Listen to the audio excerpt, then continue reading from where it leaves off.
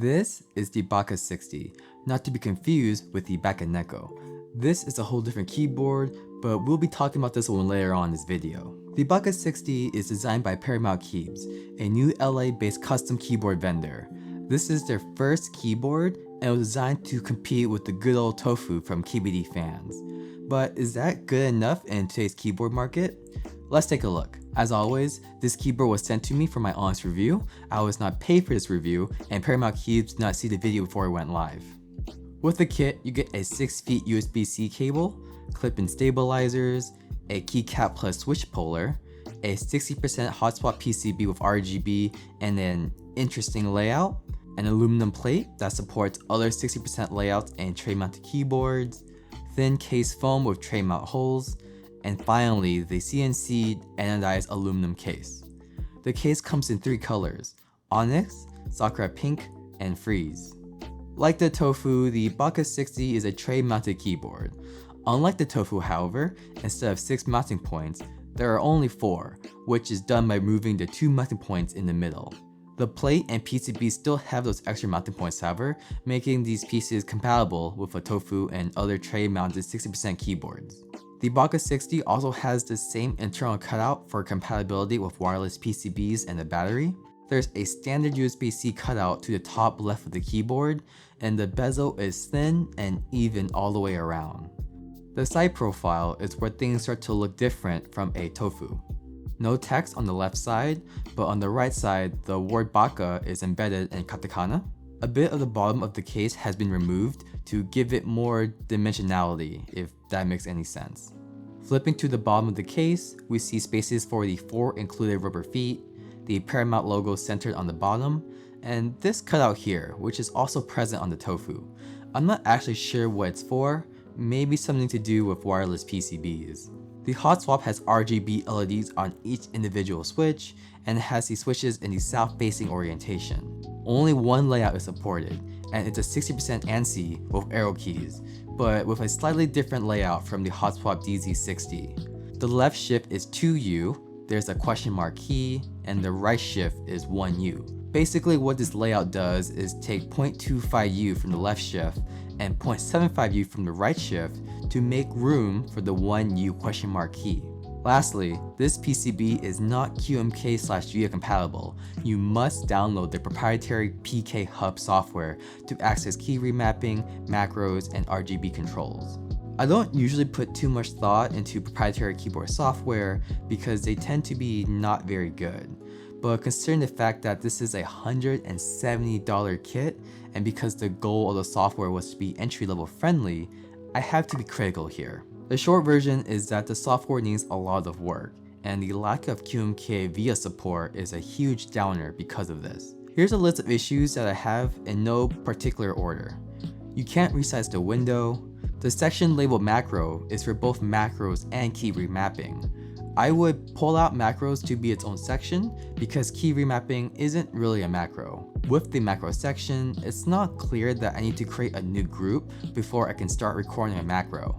The delete button here, which resets the key you're editing, does not look clickable due to the black text. The panel LED section has the keyboard shown, but you can't really do anything with it, and it doesn't show you the current effect, so it serves no purpose. There's no way to visually see the current layout.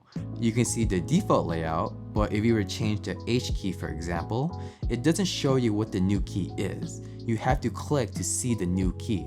There's no way to see or remap the keys in the second layout. That includes the website. There's no diagram of the default layout anywhere at the time of this video. And since there's no key switch tester, you're forced to either randomly press keys in the second layer and try to understand what it is, or download a narrow program like VIA to use the key switch tester. And lastly, this interaction of inputting the key you want to remap the key into doesn't really work when you don't know all of the keys on your own keyboard, because there's no visual diagram anywhere.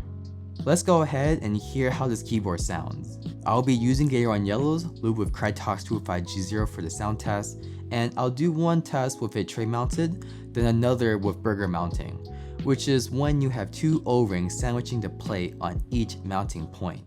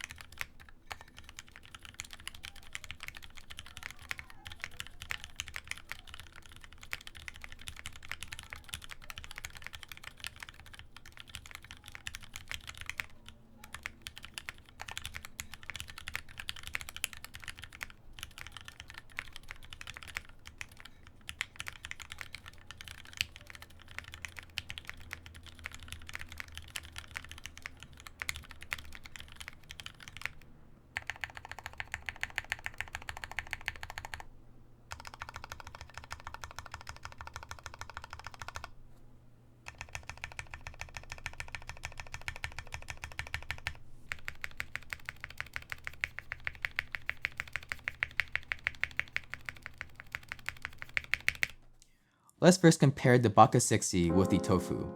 Looking at the price between the two, a fully assembled Tofu 60 with aluminum plate, GMK screw and stabilizers, and a USB-C cable is $161 before additional add-ons. With the Baka60, it's $170 for the case, plate, PCB, clip-in stabilizer, case foam, USB-C cable, and a switch/keycap puller. In terms of just the case, you're limited to only 3 colors for the Baka60, but the exterior of the case has more things going on for it than the Tofu. The Tofu is basically just a slab of aluminum with a boring side profile. However, the Tofu does have thicker bezels, which I prefer because the thin bezels on the Baka60 makes the keyboard look cheaper to me from this top-down angle. The O-ring burger mount didn't really do much for his keyboard. The typing experience is naturally stiff with the case foam included because the PCB and foam are touching, and the O-ring didn't really change anything in that regard. The sound is perhaps a bit different, but not in any major way, so overall I wouldn't bother burger mounting this keyboard again. The biggest downside to me for this keyboard is the PCB. The software needs a lot of work, like I mentioned before. If the PK Hub software offers functionalities that VIA does not support, or functionalities are too difficult to do in QMK, then those would be a great selling points for the PK60 PCB. Here's one idea: per key RGB, making it easy to change the color of each individual LEDs instead of having to use presets. No idea if it's technically feasible on this PCB, but that would be something different. I'm also not a huge fan of the layout. As someone who uses the right shift, the 1U right shift doesn't do it for me. I'm constantly hitting the / key when I'm typing. Lastly, as a keyboard targeted towards newbies, the odd 0 layout will make it difficult to find keycap sets. Because of this 2U left shift, you're going to be very limited in your keycap set options. And with the 1U right shift, that makes your options even more limited if you want a 1U key with a shift legend. You could use a novelty instead, but I find this spot to be visually odd for a novelty. But now let's take a look at other keyboard options that target this space for newcomers in the hobby. The Baka sold for $130 and came with a metal case, FR4 plate, Hotswap PCB, clip-in stabilizers, a carrying case, and it was mounted with an O-ring gasket. The Baka is definitely a better value in terms of the typing experience, but the biggest downside with it is the cast aluminum case. While it keeps the price down, it's at the cost of quality because the case is not as nice as CNC aluminum, and it has to be painted instead of anodized. The biggest pain point of all, it's rarely in stock.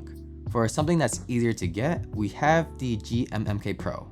While it does have its own problems, it's still a solid kit for the same price as the Baka60. And I haven't even mentioned all of the injected molded options yet. So, where does the Baka60 fit in this marketplace? Well, other than the lack of QMK support and the odd layout with the Hotswap PCB, this keyboard isn't that much different from a Tofu. And the Tofu isn't an obvious choice for a Star Custom keyboard these days anymore, but why do people keep buying them? Well, they're always in stock, there's a lot of different choices, and even though it doesn't taste amazing by itself, with a mod or two, it becomes a pretty great dish. Wait, are we still talking about keyboards? If you're still set on buying a Tofu today because 1, you want a 60%, and 2, you want to buy something that's actually in stock, here's what you could do. Buy the case from Paramount if you like the colors and case design, then buy everything else from KBD fans because they'll have more options for PCB with QMK support and different plate materials. To wrap up my thoughts in one sentence, due to the odd layout of the PCB and because of the proprietary software that needs a lot of improvement, I cannot recommend the Baka60 keyboard kit right now, but sure, buy the case if you like the look of it. Alright, that's it for me today. Thank you to Paramount Keys for sending this keyboard to me for my review. I hope this was helpful.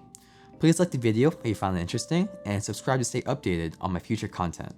Until next time.